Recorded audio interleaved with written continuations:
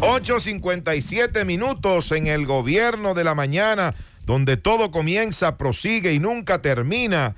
En este martes 22 de marzo del año 2022. Y le corresponde el turno para hacer su comentario a nuestro compañero José Luis Mendoza y Cervantes. Gracias, Nayib. Gracias a todos nuestros estimados compañeros. Nuestro saludo cordial a don Álvaro Arbelo, que hoy pues tiene un merecido descanso, y por supuesto a esta estación y su producción encabezada por Bienvenido Rodríguez, para nosotros tener el acceso privilegiado a este micrófono. Queremos nueva vez, ya lo hicimos en horas de la mañana, pero recordar que detrás de esas figuras de éxito político, de éxito empresarial, de éxito a veces artístico en cualquier área, siempre hay alguien más sacrificado, alguien que nivela muchas veces en el hogar, en la familia, ese rol. Y por eso entendemos y asumimos la enorme importancia demostrada más de una vez de la mujer en la familia, de la mujer dentro de ese esquema. Y es el caso tanto de doña Rosa Gómez de Mejía, quien despide a la sociedad dominicana, como de muchas otras figuras. Además, también pienso que hay una valoración que yo creo que es un poco más alta en el caso de doña Rosa, por una particularidad. Yo me he puesto a pensar en las primeras damas dominicanas.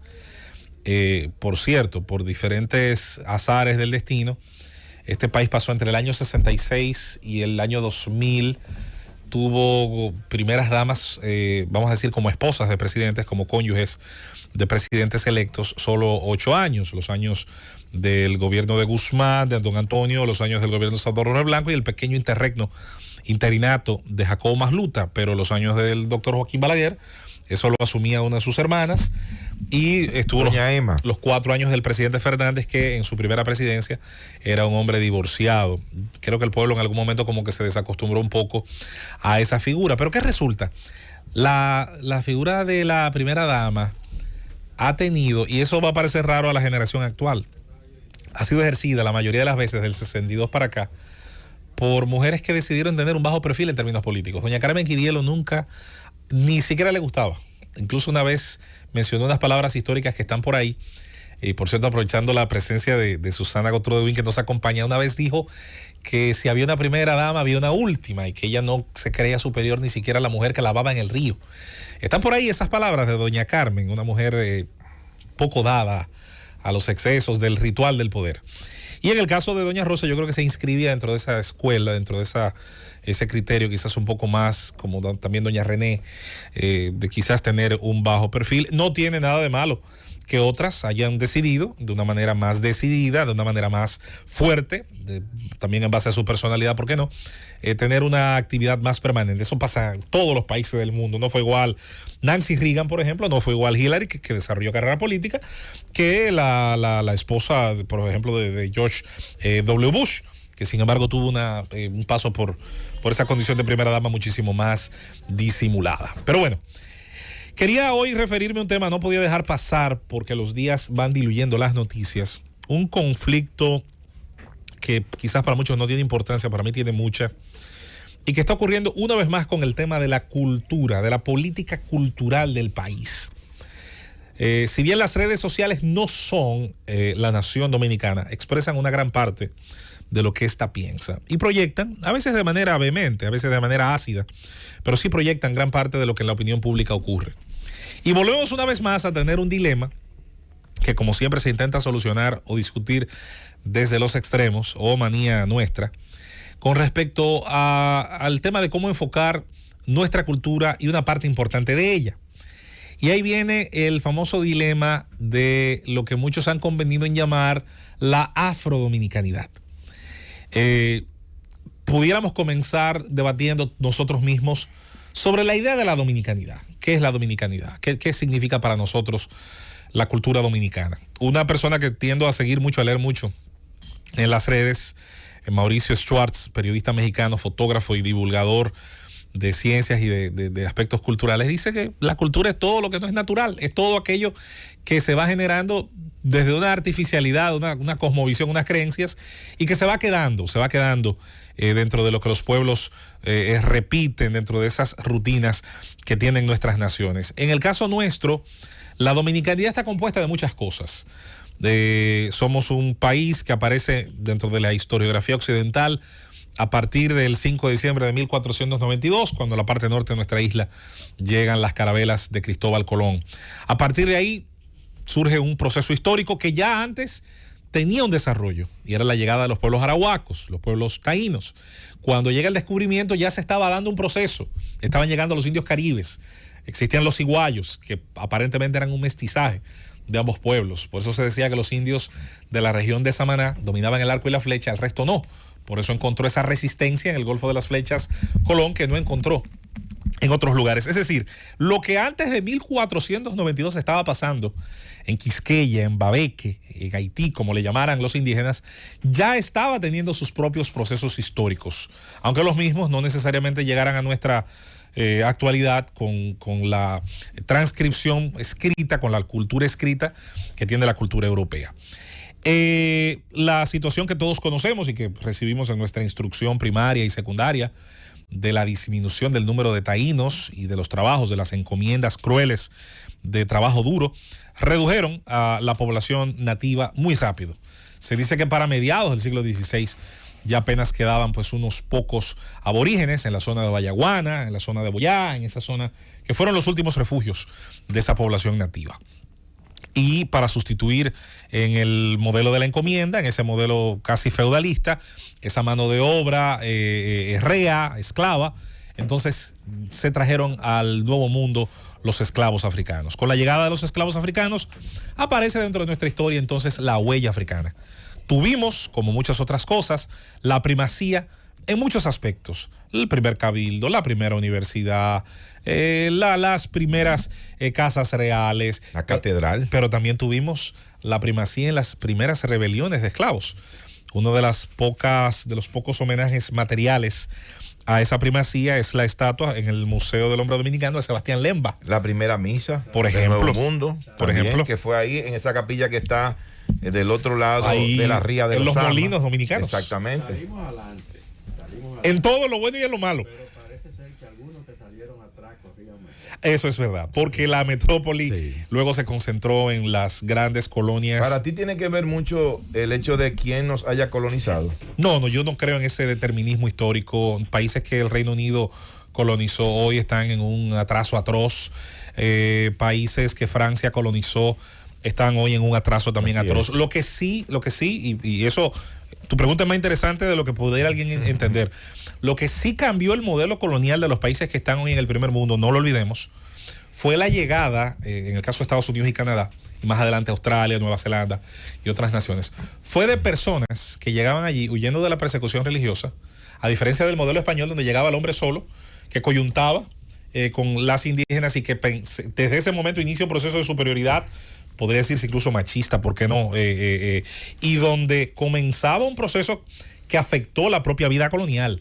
La idea de los octavones, cuarterones, de cómo había sangre blanca, dependiendo cuál grado, todo eso generó en la colonización española un desconocimiento de las instituciones que sí tuvieron las anglosajonas. En el Mayflower llegaron individuos alfabetizados que leían la Biblia, con sus familias completas, y pese a que ese fenómeno no es perfecto, porque hay que decir que tenía un componente racial terrible, racista, hubo menos mestizaje por las razones religiosas anteriormente expuestas, por lo menos sí permitió el surgimiento de instituciones duras, fuertes, universidad, iglesia, cabildo, de ahí que Estados Unidos y Canadá y otras naciones que mencioné, pues tengan esa excepcionalidad, pero no es tanto quién las colonizó. Ahora bien, sobre la dominicanidad. La dominicanidad tiene un componente negro, un componente africano, claro que sí. Somos, para los que no lo sepan, la sociedad más mestizada de América Latina.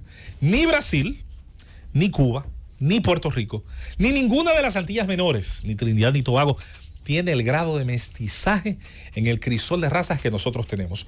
Todos los casos anteriormente mencionados que tienen importantes grados de mestizaje conservan todavía en un grado mucho más pura la división racial por diversas razones, por diversas herencias, por diversos tabúes, por diversas figuras que desconstruirlas ha tomado tiempo. Incluso debemos decir que algunos de esos casos, como el caso cubano, señores, descontinuaron la esclavitud en 1889, donde había todavía entrado el siglo XX unas condiciones raciales, casi un apartheid en América. El caso de la República Dominicana no es que no haya clasismo, lo ha habido, lo hay. Y permanece, y hay que seguir combatiéndolo. No es que no haya preferencia por lo caucásico. Exacto. Lo hay. Yo creo que lo hay. No, yo creo que aquí todavía hay un poco de racismo. Un estudio reveló. No solo clasismo. Un estudio reveló. Negro con cuarto nadie lo rechaza. No creas. No creas, ya hay ejemplos. Y te puedo mencionar casos. Un estudio reveló recientemente que solamente el 8% de los dominicanos se identifica como negro. Sí. La mayoría son indios oscuros e indios canelos. Aquí hay gente que en un momento... Trujillo. Mira, aquí hay gente, o hubo personas... Trujillo inventó esa categoría como parte de sus propias falencias y de sus propias... Aquí ocurrieron situaciones en algunos momentos de personas que tenían en ese momento, como se dice de manera popular, todo el dinero del mundo más 20 pesos. Sin embargo, no pudieron nunca entrar a determinados clubes sociales, Trujillo. a determinados círculos sociales de este país por el color de su piel. O por su abolengo, más que nada. No, por el color de su piel. Que ahí entran otros. Yo te puedo escribir dos o tres considerando. De todos modos, Nayib, es bueno recordar que la República Dominicana, pese a todas esos defectos que yo no voy a discutir como sociedad, hemos tenido y hay que combatir, la República Dominicana tiene en su haber la posibilidad de decir que ha sido una de las pocas naciones de América Latina, atención, que no ha tenido nunca una legislación ninguna en sus códigos y en sus incisos que haya respaldado el racismo. No, claro. No lo pueden decir muchas otras sociedades, incluso aquellas que se las dan de ejemplares en el mundo, aquellas que categorizan a las demás del mundo. Tuvieron en algún momento en sus contextos legales, ya sea por omisión o por acción, aspectos raciales. Nosotros podemos decir, dentro de nuestros gravísimos defectos como sociedad, que los tenemos, pero podemos decir que nunca hubo un constructo, al menos en el aspecto legal, aunque sí haya existido de facto. Aunque sí haya existido de facto. Eso de es lo hecho, factual. aunque no de derecho. Ahí pero está. Sí de Entonces, fuera de ahí, quiero establecer que es importante en la historiografía, en el establecimiento de una narrativa oficial u oficiosa, como usted quiera llamarla. Es importante, sí, rescatar aspectos que han sido convenientemente ignorados, minusvalorados. Claro que sí, le corresponde a la historia, a su estudio, a la geografía política, sobre todo, a la narrativa, encontrar esos espacios, rescatarlos, elevarlos y recordar que hubo en nuestras sociedades filantrópicas, trinitarias y en nuestra historia protagonistas de piel oscura. Y que esos protagonistas tienen tanto valor como muchos otros que a lo mejor tenían más inclinación o más sangre y aspecto caucásico, es verdad. Ahora, tampoco me agrada el otro exceso que venimos encontrando con muchísima facilidad. Hay quienes ahora no quieren que el mito fundacional dominicano se base en el 27 de febrero de 1844.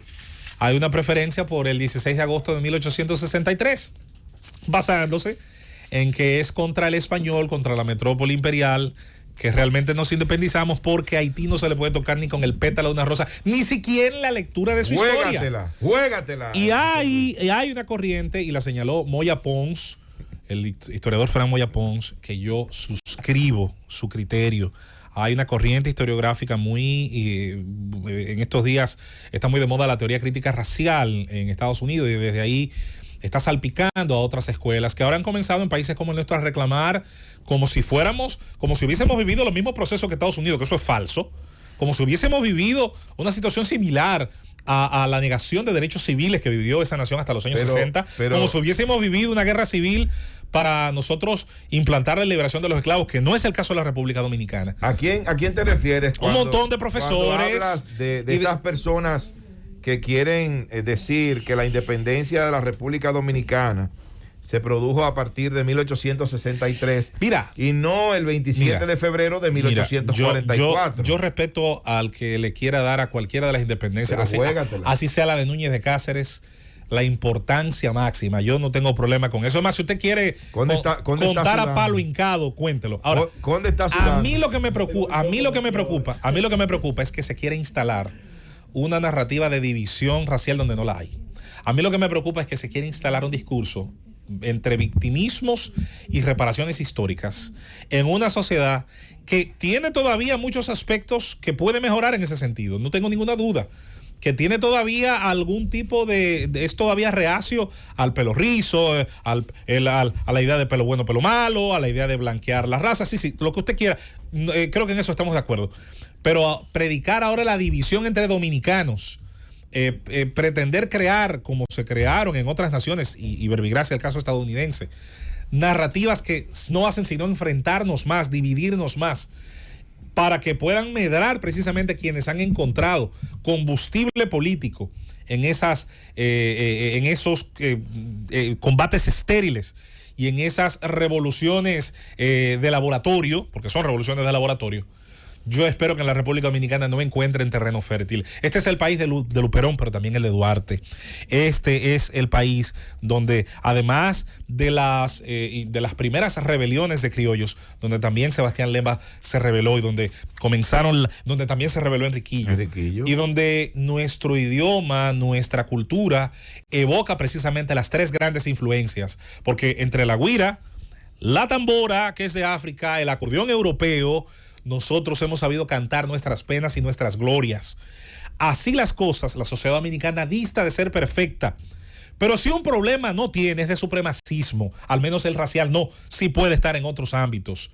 Entonces, esos grupos ahora pretenden ganar batallitas siglos después de que ocurrieron los hechos históricos. Y lo que a mí me preocupa no es que quieran ganarle en su casa, a mí me da igual lo que una gente crea, es que quieren ganarla con el presupuesto dominicano y el del Ministerio de Cultura. Y ahí sí van a tener el enfrentamiento en esa narrativa de quienes entendemos que nos quieren también tomar de tontos, encontrando una narrativa en principio agradable, pero que luego a través del victimismo y a través de la idea de que hay que hacer reparaciones históricas de gente que nunca fue esclava y que la pague gente que nunca fue amo de esclavos, como pasa en otras naciones. Mucho cuidado con eso. Ya te lo cundo.